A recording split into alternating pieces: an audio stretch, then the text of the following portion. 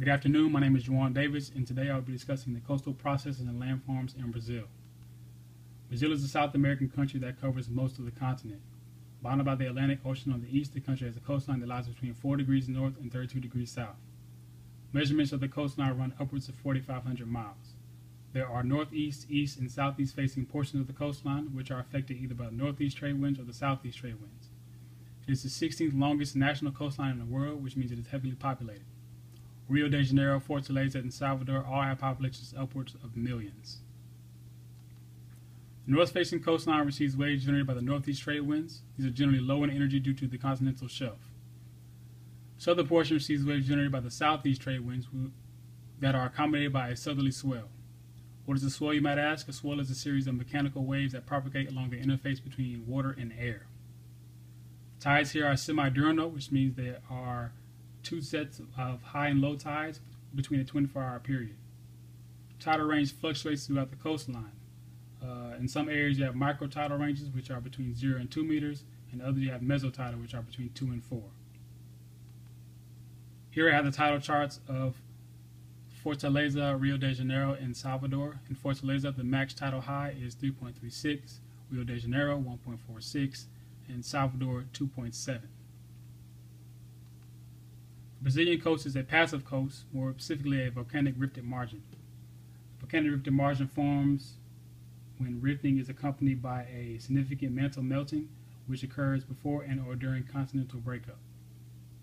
Sea level rate is rising at a rate of 1.32 centimeters per year and is estimated to be at 1.5 by the year 2100.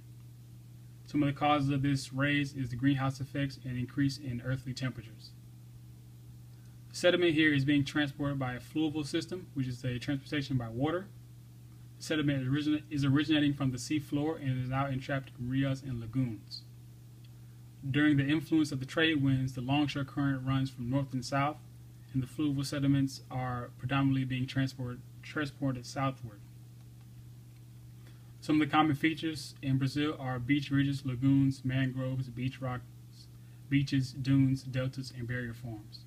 To the right, I have a chart of where these formations happen along the coast. The Pantos Miramar Lagoon is a lagoon in Brazil. It's located 32 degrees south and 49 degrees west and occupies a significant area along the coastal plain of Rio Grande do Sul. As you can see, it's a large body of water that is separated from the Atlantic Ocean in the area view right here.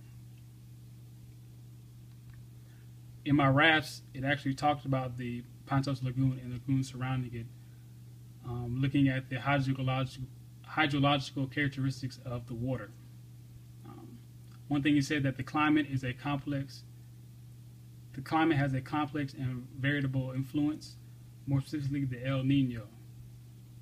It concluded saying that the Pantos Lagoon was different than the other lagoons surrounding them. The other ones were of freshwater, and the Pantos was of seawater.